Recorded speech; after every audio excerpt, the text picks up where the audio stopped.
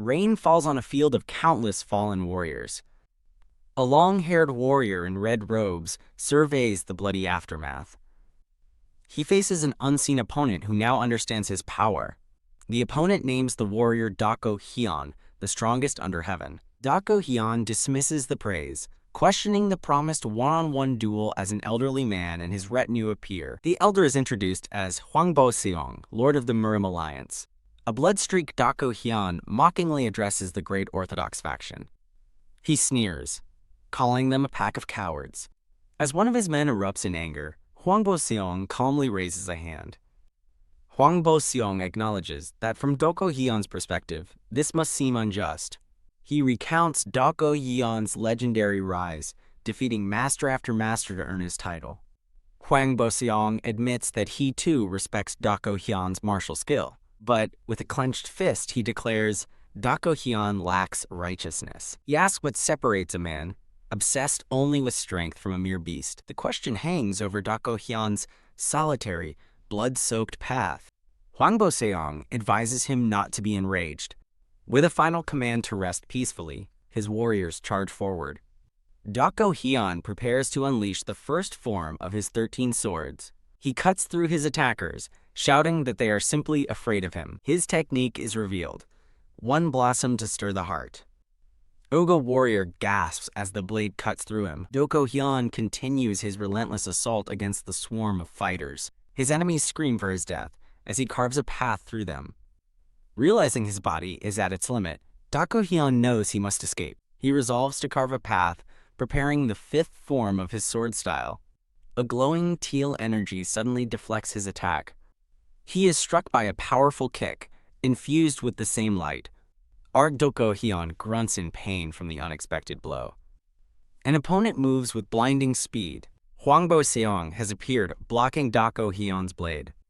With his hand glowing, Hwangbo Seong reveals his men were merely a distraction. He unleashes a massive attack, Cloud Dragon's Divine Palm. The energy consumes Dako Hyun as Hwangbo Seong declares it is time for him to depart. He is blasted off the edge of a cliff by the overwhelming force. Falling into darkness, Dako Hyun laments his pathetic end. He mourns that his quest to be the strongest has led to this fate. Hwangbo Seong, the Lord of the Murim Alliance, watches from above with glowing eyes. As he plummets, Dako Hyun vows to curse his foe, even in death. The scene shifts to a serene, sunlit mountain range. 3 children run along a dirt path, urged to hurry. A girl and 2 boys cheer as they approach their secret base. Standing before a rustic shed, one boy addresses the girl as Somi. Somi glares menacingly, and the boys quickly praise her for bringing snacks. They open the door and freeze upon seeing a dark figure inside. The 2 boys stare in wide-eyed terror. They bolt, screaming that there's a ghost or a monster inside. Somi calls them idiots and states ghosts aren't real, walking into the shed. She confronts the injured Dako Hyun, questioning his suspicious appearance. With her arms crossed, Somi asks the man if he's a thief. He notes her calloused hands and faint energy, deducing she's a martial artist from a Murim clan. Dako Hyun denies being a thief, but Somi points to his wounds as proof he was fleeing.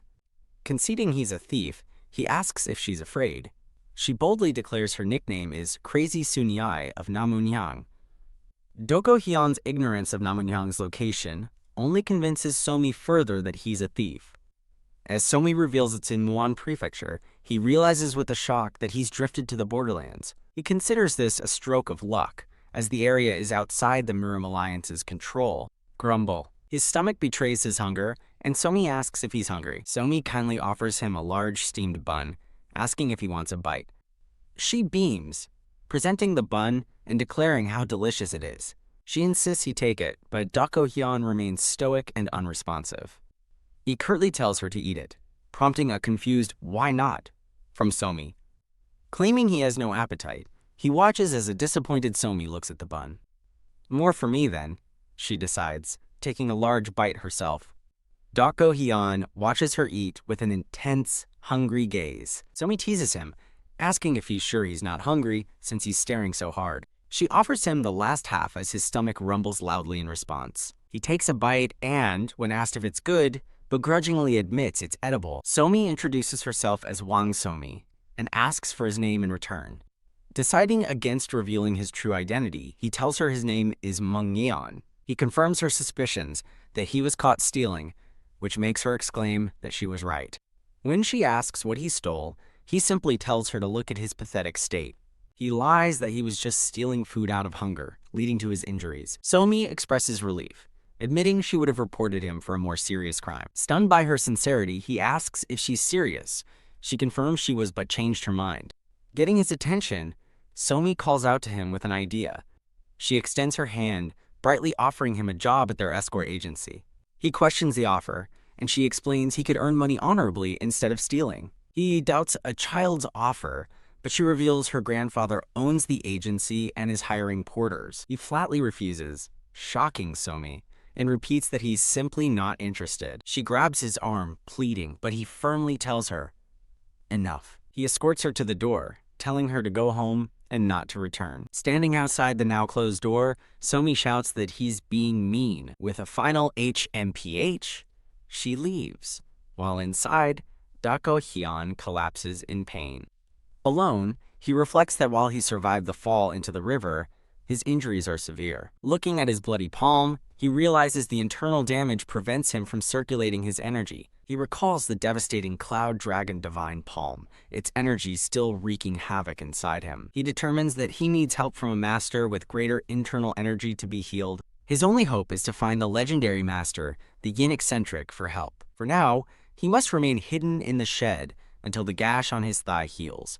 Exhausted and injured, Dako Hyun rests on the wooden floor in a patch of moonlight. The memory of Somi cheerfully offering him the steamed bun flashes in his mind. Though grateful for her help, he knows he's in no condition to work as a porter. His thoughts are interrupted as Somi bursts back through the door, calling his name. Later, while he rests by a stream, Somi finds him again, carrying a basket of food. She rushes toward him, joyfully holding up a tray of steamed buns. She offers him another bun for the day, urging him to eat as he stares in surprise. He asks why she keeps returning, and she replies simply, because you'll starve if I don't. Somi then presents a pair of scissors, excitedly telling him to guess what they're for. She explains her theory. He refused the job because he fears being recognized as a runaway thief. Mangyan refuses her haircut offer, but Somi insists, promising to make him unrecognizable yet stylish. As dusk settles, a soft light falls over the wooden shed. Snip, snip. She quietly cuts his hair as he sits with his eyes closed. Gulp. Somi looks at him with wide, focused eyes. He remains still, a scar visible on his cheek as she works. Startled, he asks why she's staring, and she quickly denies it. He questions her kindness. She replies that her grandpa taught her everyone makes mistakes. She continues cutting, explaining her desire to help him start a new life. He inwardly scoffs at his pathetic state, pitied by a child after nearly conquering the heavens. He acknowledges her kind heart just as she proudly announces she's finished.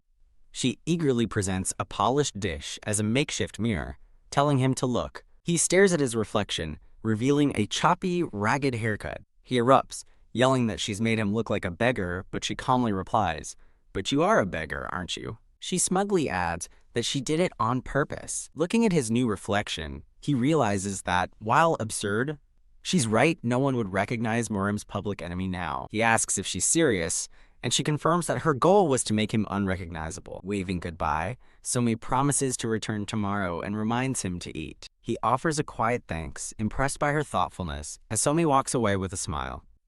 The sky darkens as rain begins to fall. The downpour intensifies, soaking the old shed. Days later, Somi applies an expensive salve to his leg, explaining she borrowed it from her grandpa. Panicked, he asks if she told her grandfather about him, but she assures him she's not that stupid. She presses again, asking if he'll reconsider working for their escort agency. He firmly refuses the porter job, prompting her to ask if he'll just continue stealing. He vows not to do anything dishonest, even if he starves, which seems to relieve her. Wearing a rain hat, Somi says she must leave, as something has come up at home. She warns that she might be gone for a while and tells him to make the bun last. She pauses in the doorway, hesitating for a moment. He tells her not to come back, as he'll be leaving soon, and thanks her for everything. Smiling sadly, Somi replies that it's a shame, as she wanted to get to know him better. With a final take care, she leaves him to his thoughts. The rain continues to pour over the remote mountain landscape. With his leg now bandaged, he stands with a walking stick, declaring it's time to leave. He pauses at the doorway, spotting a rain hat and a proper crutch left for him. The thoughtful gifts from Somi wait for him in the rain. He silently takes in her act of kindness. He arrives in the rain at the gate of the Plum Blossom Escort Agency. An incensed master of the Buyong merchants demands to know if Master Wang thinks this situation makes any sense. Wang Jingpeng, master of the agency, offers a deep and sorrowful apology. The merchant demands full compensation for his goods, as Somi watches her grandfather plead from the steps. As the merchant callously dismisses their plight, Somi looks down, defeated. A woman asks Somi if she plans to stay out in the rain, but Somi asks to be left alone. The woman respects her wishes, but advises her not to stay out too long. Crying, Somi silently apologizes to her grandpa, wishing she were older and could be of more help. A familiar voice interrupts, asking why the fearless crazy Sunai looks so alone and defeated. Somi looks up, her eyes wide and tear-filled, to see Meng Yan standing before her. Adjusting his rain hat, he recalls a debt he promised to repay. He stands ready, deciding that now is the time to repay her kindness. A recruitment banner is displayed. A notice from the translation team appears on the screen. Meng Yan recalls his promise to repay a debt if they ever met again. The tearful Somi looks up at him and asks, "Mister?" He gently holds her as she looks away. Sniffle. Crying, Somi explains that the Buyong merchants' goods were stolen from their warehouse. Meng Yan considers the humiliation of the theft and asks to see the agency's warehouse. They approach the sprawling compound of the Plum Blossom Escort Agency. Somi leads Meng Yan toward a large, guarded door. Mustached guard asks Somi what she's doing with a beggar. Enraged, Meng Yan thinks about how this man dared call him the Sword Demona beggar. Somi quickly interjects, cheerfully explaining he's a poor man she's helping with her grandpa's permission. The guard praises the kind-hearted manager Somi, leaving Meng Yan to wonder about her surprising title. She proudly tells him to follow her, leading the way. They walk together down a wooden hallway. Somi leads him into a large, sunlit storage room. They continue through the vast, well-stocked warehouse. She points to an empty box, explaining the thieves only took the expensive red jade. Somi pleads for his help, reasoning that since he's a thief, he can't help them. Clinging to his arm, she insists it takes a thief to know one. He sighs and agrees to help. He visualizes the stolen red jade, noting it was a perfect target due to its high value and small size. Meng Yan analyzes the crime scene, concluding the centralized and guarded warehouse should have been secure. As he inspects a pillar for clues, a curious Somi watches him. With a sudden move, he startles Somi, who watches with wide, sparkling eyes. In a flash, he demonstrates how the guards were likely neutralized, leaving Somi to shout in awe. Somi praises his skills as a thief and asks if he discovered anything. He concludes there was no break-in, meaning it was an inside job, but one too difficult to pull off alone. Somi passionately objects, insisting they inspect all goods upon arrival.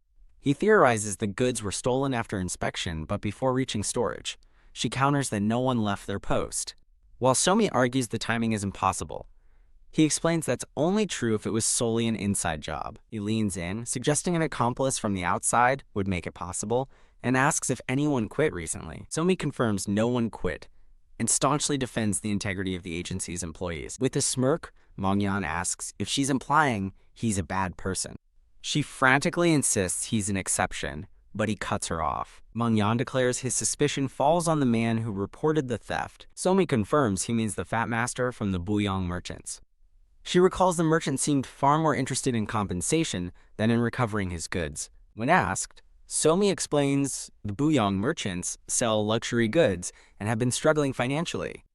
He smiles, impressed by how much she knows for her age. Somi flashes a peace sign, proudly stating the agency couldn't run without her. Meng Yan decides his first step is to investigate the merchant himself. He asks Somi to find the location of the Buyong merchants. Night falls over the agency grounds.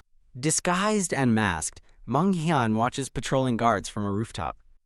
Thud. He lands silently on the roof tiles. He leaps gracefully over a building, unseen by the guard below. He continues his covert advance across the rooftops. Using his crutch for balance, he lands stealthily on another roof. Crouching behind a wall, he scopes out his target. He observes that only a single pavilion is being heavily protected. Inside, Bang Yu, master of the Buyong merchants, laughs that being honest only gets you screwed. His manager, Sang Guanso, asks how he managed to bribe the famously loyal Plum Blossom agency. Bang Yu explains he bribed someone who, like his manager, was desperate for money. Ha! Laughter echoes from the pavilion as Meng Yan listens from the darkness. Bang Yu smirks, confident the Plum Blossom agency cannot pay the compensation. He reveals his true goal is to completely take over their estate. Overcome with glee, he pours his drink over his face while laughing. Sang Guanzo suggests mobilizing skilled Ronin to pressure the agency further. Crack! Bang Yu furiously crushes the cup in his hand. He forbids using force, revealing he fears the return of a high-level master, Wang Saryang. He trembles, admitting that hired Ronin would be useless against Wang Saryang. His true plan is to use a police captain he has already bribed. He sneers, certain that even a great master cannot stand against the government. Listening from outside, Meng Yan recognizes the name Wang Saryang. Inside, they discuss their plans to fence the stolen red jade for silk. Meng Yan internally brands them scammers as they plot their next move. He narrows his eyes, vowing that their little act ends today. Outside the gates, manager Sang Guanso is wished safe travels as he departs. The manager smirks, deciding to celebrate their success at a Gisang house. He cheerfully tells his companion they should both enjoy themselves tonight. His wary companion urges they go home, but the manager dismisses the bad omen of a crescent moon. He puts his arm around the man, insisting they go have some fun. The two men walk off together down the stone path. They continue their journey along a dark path leading into the woods. Suddenly, the companion halts his manager, sensing something ahead. Meng Yan appears on the path before them, blocking their way with his crutch. The manager scoffs, dismissing him as a beggar and ordering his guard to get rid of him. The guard sweats, sensing this man is far more than a simple beggar. Recognizing the presence of a master despite feeling no energy, the guard is put on edge as Meng Yan speaks. Startled, the guard draws his sword in a flash. He moves to protect the manager, warning him that the man is dangerous. Meng Yan calmly invites the first attack, telling the guard it's his only chance. The guard hesitates, unable to find a single opening in the beggar's stance, and demands to know who he is. Mockingly, Meng Yan repeats the manager's words, "I'm just a passing beggar." Swoosh. The guard gives in and lunges forward with his sword. Meng Yan watches the incoming attack with complete composure. He gracefully positions his crutch to counter the blow. He prepares to strike using the first form of the 13 swords of Dako. In a blur of motion, his staff intercepts the sword. The guard cries out in shock at the unexpected force of the block. Meng Yan realizes with a start that his sword key failed to manifest. He remembers the devastating attack that crippled his internal power. The guard presses the attack, his sword's tip inches from Meng Yan's face. With a powerful downward slash, the guard attempts to finish the fight. The guard screams with exertion as he brings his blade down. Meng Yan's gaze remains unnervingly steady even as the blade descends. Using pure technique, he deftly dodges the strike and counters with his staff. As his choppy hair falls in his face, he notes his opponent's blade is imbued with energy. He leaps back from another swing, acknowledging his opponent's skill. He laments his weakened state, knowing he could have won with his aura alone if he were at full strength. The guard continues his relentless assault with another powerful swing. With no internal energy and his injuries unhealed, Meng Yan is struck, his weakness clear. The guard furiously demands to know if Meng Yan plans to dodge forever, calling him a punk. Confident it will be as easy as eating a cold bun, the guard lunges forward to strike. With glowing red eyes, Meng Yan closes the distance in a blur of motion. A powerful strike from his staff connects squarely with its target. The guard spits, his breath knocked out from the blow to his stomach. Whack! Meng Yan lands a crushing hit to the guard's chest. Thud. Defeated, the guard collapses to his knees in the pouring rain. Meng Yan prepares his staff to deliver the final blow. He coldly states that those who point a sword at another have no right to complain, even in death. He declares it the law of the Murim and brings his staff down decisively. A close-up reveals his intense and determined gaze. Meng Yan stands victorious over his fallen opponent. The manager panics, realizing that Zhang Qiansu, the top sword of the Buyong merchants, has been defeated. He turns in terror to find Meng Yan standing right behind him. Wah! The manager screams and makes a desperate attempt to flee. He trips and falls hard on the stone path, as Mongyan watches calmly. Kneeling on the ground, the manager begs for his life and offers to pay any amount of money. Mongyan looks down at him, simply telling him, "That's enough." He ominously suggests it's time for the manager to have a serious talk with his club. A page displays suggestions for other comics.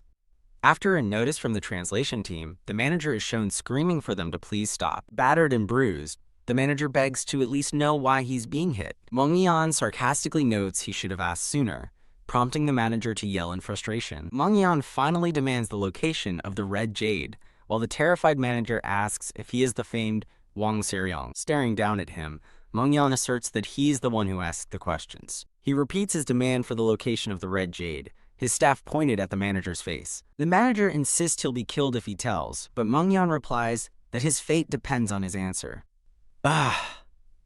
The manager curses his impossible situation, his face bruised and bloody. The scene shifts to an overhead view of a large, traditional estate at night. The manager reluctantly hands over a pouch, revealing the location of the stolen goods.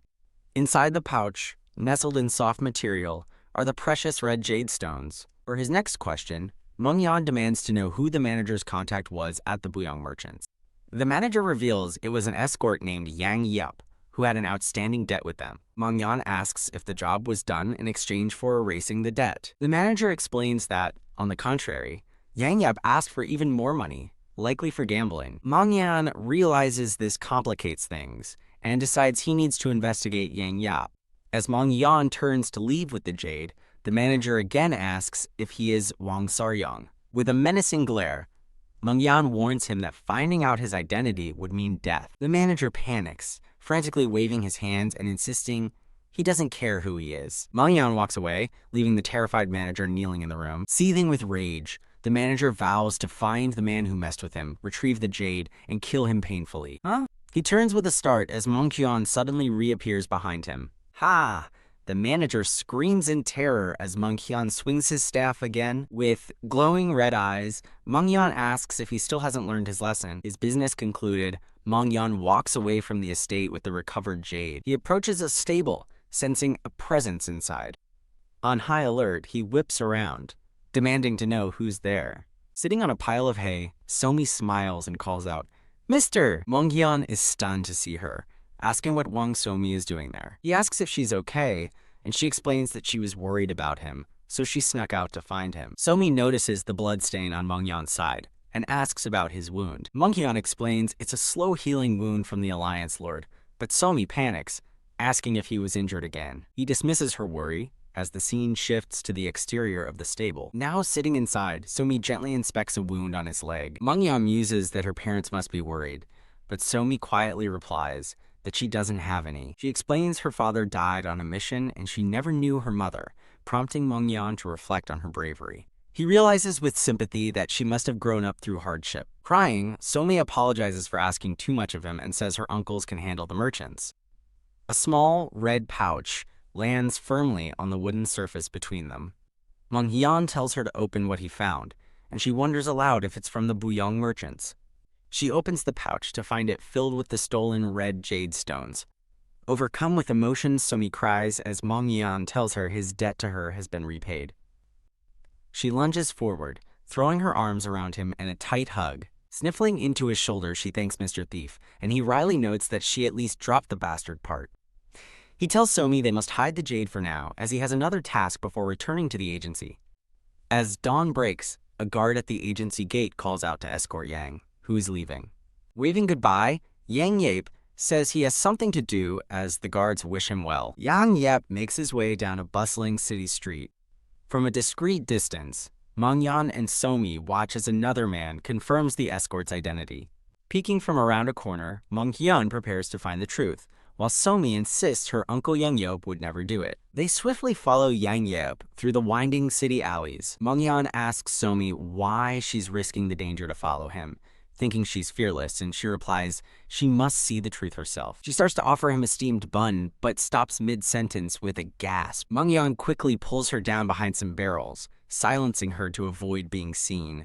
Yang Yep pauses and scratches his head, looking around as if he heard something before moving on. Still in hiding, Somi whispers to Mongyan that he needs to eat to help his wound heal.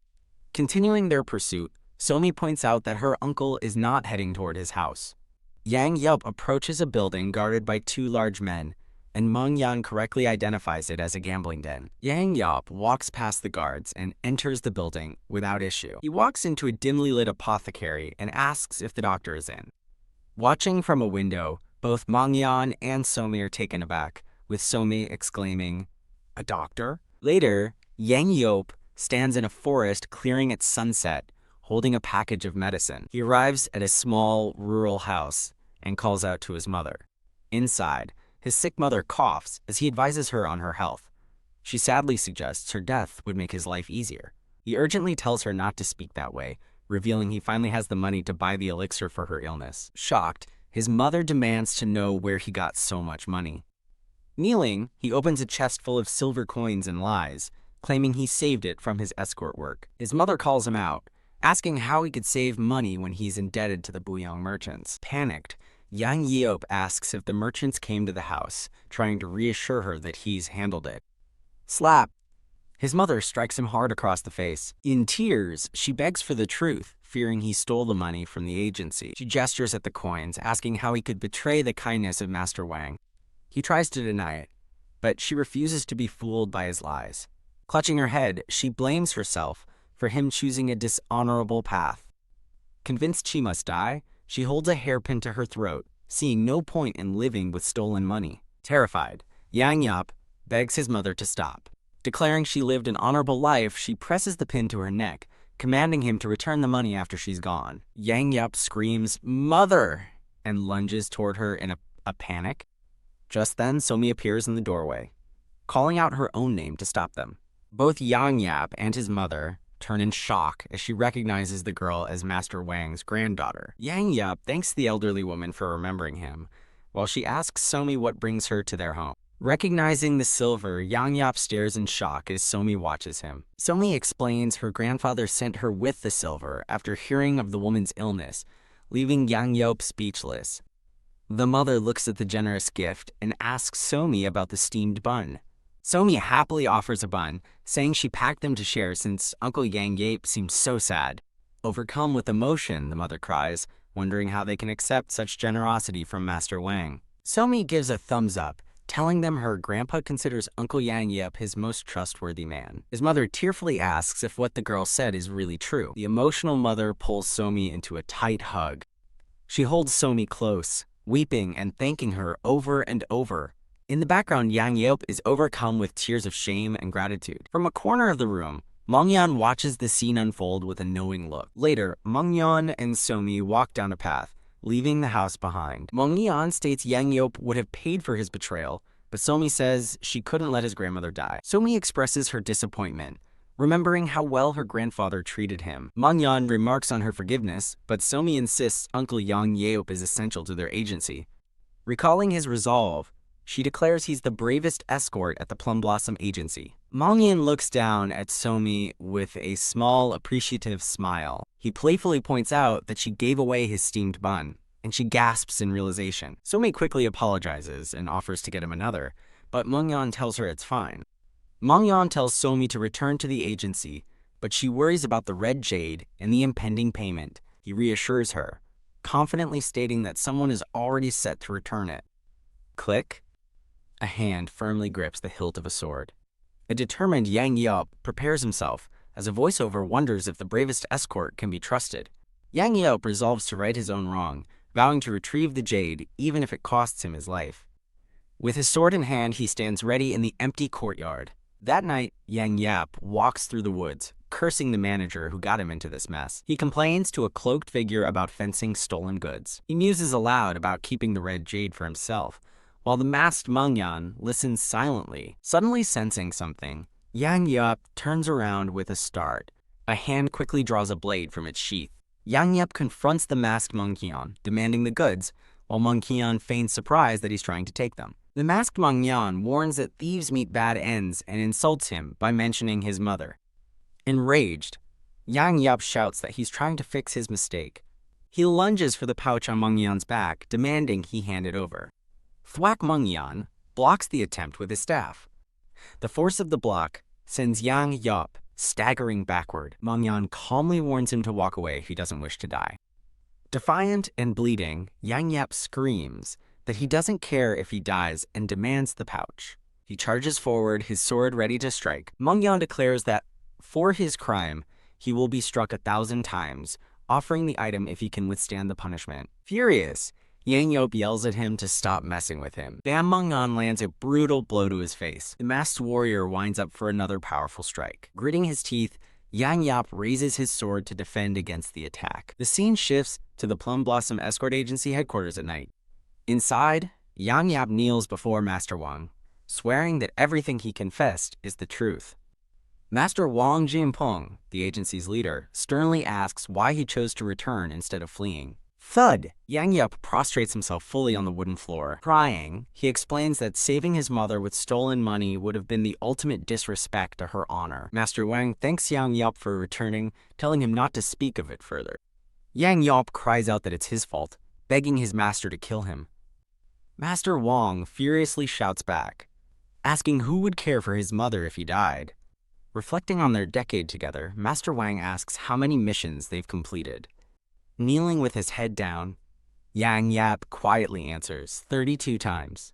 Master Wang declares he can't take Yang Yap's life for one mistake after he risked it 32 times. Recalling Yang Yap's bravery in battle, Master Wang declares that he is his family.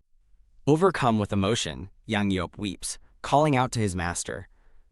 Master Wang gently comforts him, apologizing for being indifferent to his family's struggles. He takes the blame for his own shortcomings, telling Yang Yap not to blame himself. Yang Yop bows deeply, vowing he would gladly give his life for his master. Master Wang scolds him for thinking of dying, ordering him to survive and protect the agency. With tears streaming down his face, Yang Yap accepts his master's command. Later, Master Wang sits alone at his desk, studying a folded document. Somi peeks into the study, cheerfully calling out to her grandpa. Master Wang's face lights up with a joyful smile at the sight of her. As Somi massages his shoulders, he tells her he was just clearing his head. Somi asks what happened, saying she saw Uncle Yang Yop leaving in tears. Her grandfather confirms something emotional occurred, and she worries if something bad will happen. He reassures her that it's a good thing in the end, and he'll make sure of it. Somi beams with a bright, happy smile, relieved by his words. Master Wang mentions that Yang Yeop spoke of her, and Somi looks up in surprise. He asks how she knew to go to his house, leaving her stammering for an answer. He softens his tone, telling her he's not blaming her and praising her admirable actions. Looking down, Somi quietly explains that her friend helped her. When her grandfather asks who, she insists she can't say because she promised. With comical frustration, she refuses to tell him, even if he is her grandpa. She reminds him that he taught her the importance of keeping one's word. Amused, he calls her a stubborn rascal and asks if he can't even repay this benefactor. She whispers a deal in his ear, promising to tell him tomorrow after her friend leaves. Somi excitedly runs off to fetch the others as requested. Master Wang watches her leave with a fond, knowing expression. Elsewhere, a furious voice vows to storm the Buyang merchant's headquarters. Head escort Wang Saryong, the master's son, slams his fists, demanding severe punishment. Master Wang calmly tells his son and head manager Jin that the merchants received an ultimatum and will come to them. Head manager Jin of the agency realizes the merchants don't know the jade has been returned. Master Wang explains that a conversation with Somi has clarified things for him. He reveals that someone connected to Somi is helping them.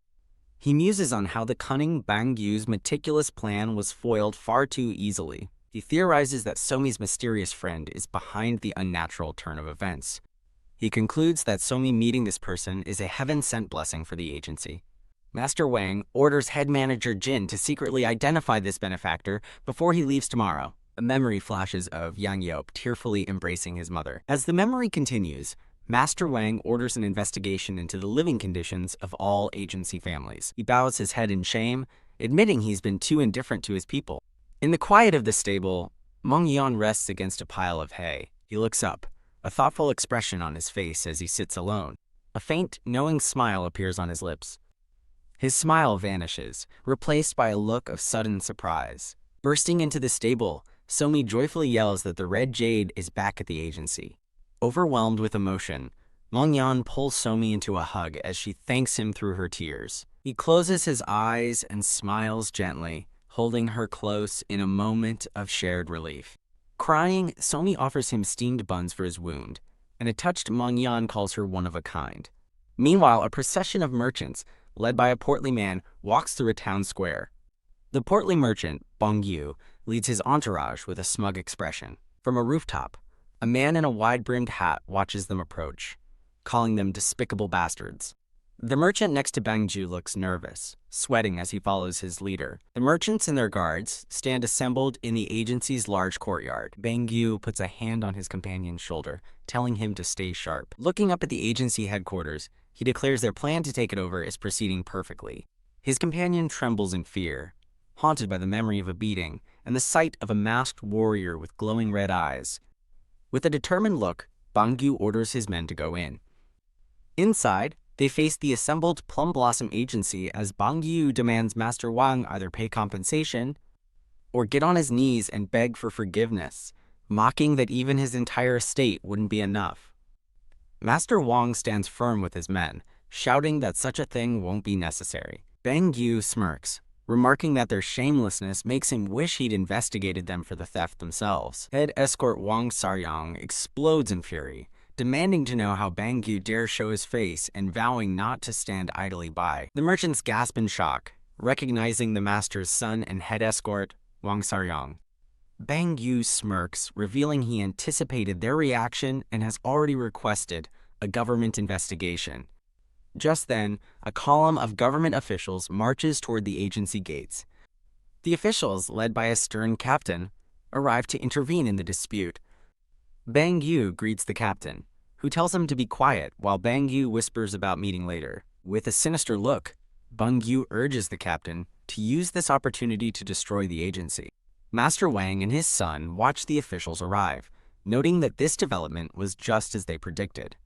The captain formally addresses Master Wang Jinpeng, demanding his attention. An official reads a warrant, accusing the agency of embezzlement and ordering them to submit to arrest. An agency member furiously objects, declaring they are of the Murim and won't obey an unjust government order. The captain pressures Master Wang, asking if he truly intends to dishonor his powerful relatives by resisting. Master Wang roars that they have nothing to be ashamed of and vows the captain will be punished for aiding the merchants. The captain bellows back in outrage, shocked that he is being threatened. He orders his soldiers to arrest the agency members at once, and they draw their weapons. Wang Saryang draws his massive blade, vowing to cut down anyone who takes another step. The captain furiously questions if he dares draw his sword on a government official. Master Wang calmly states he is only stopping an unjust arrest and commands for it to be brought. On cue, Somi appears, holding the familiar pink pouch. She walks confidently through the tense standoff toward the officials. A man grabs the pouch from her hand, exclaiming that it's the red jade as the officials look on in shock. Bangyu and the captain stare at the pouch in disbelief. The pouch is opened, revealing the glistening red jades inside. Bangyu's eyes widen in complete and utter shock at the sight of the recovered treasure. With her arms crossed, Somi asks why he's so surprised, wondering if he isn't happy the jade was found. Bangyu stammers nervously, agreeing the goods are found and suggesting they should just leave now. Master Wang erupts, accusing them of stealing the goods themselves to fraudulently claim compensation money. Panicked, Bangyu denies the accusation, flailing his hands and demanding proof. His companion insists to the captain that it's all the old man's scheme, while Yang Yop looks down in shame. Yang Yop clenches his fist, accepting blame for his foolishness and deciding he must step up. Suddenly, Somi's small hand takes his, telling Uncle Yang Yep to stay put. He looks down, surprised, as she explains that her friend said he should just stay still. Somi gives his hand a reassuring squeeze and offers him a bright, supportive smile. In a flashback, a furious merchant named Song Guanso curses someone, clenching his fist in rage. A masked warrior with red clothes swiftly prepares a pressure point attack. The warrior strikes Song Guanso multiple times, disabling him with precise attacks. Holding the terrified merchant, the masked warrior with glowing red eyes reveals he's used a technique that will kill him in 5 days unless he obeys. Back in the present, Song Guanso trembles in fear, the warrior's threat replaying in his mind. Suddenly, Sang Guanso presents a document, shouting that Master Wang is right and he has the proof. He reads a confession aloud, admitting the Buyong merchants orchestrated the theft to get compensation money and even contracted to sell the stolen jade. Bang Yu furiously points at his subordinate, calling Sang Guanso a crazy bastard for revealing the contract. Sang Guanso punches his master, Bang Yu, squarely in the face. Reeling from the blow, Bang Yu furiously dismisses the document as meaningless proof. Pack! The sound of the punch echoes. Wang Saryong suddenly appears behind Bang Yu, grabbing his arm as the merchant asks, "Huh?" With a brutal slash of his massive sword, Wang Saryong sends a spray of blood into the air. Bang Yu screams in agony, clutching his severed arm in front of the agency gate. Wang Saryong calmly explains that cutting off scammers' hands is the custom in the Murim. He turns to the government officials, holding the bloody evidence, and asks if there's a problem. The captain stares in shock and horror at the bloody cloth being presented to him. Enraged, Bang Yu screams at the officials to kill Wang Saryong, reminding them of the bribe they took. The captain furiously denies the slander and orders Wang Saryong's immediate arrest. Yak Bang Yu cries out as he is violently apprehended by agency members. The standoff continues, with the Plum Blossom Agency standing firm against the wavering officials. Master Wang, with Somi beside him, issues a stern warning, promising to report their corruption if justice isn't served. Somi reminds the captain of the governor of Kaifeng's power, prompting him to shout for a retreat. The Plum Blossom Agency stands united and victorious in their courtyard. Watching from the bushes, Mengyan listens to the crowd cheering that the fat pig got what he deserved. Somi spots him and calls out, causing him to turn his head slightly. Tearing up, Somi clenches her fists and desperately begs him not to go. Ignoring her pleas, Mengyan turns and begins to walk away from the agency.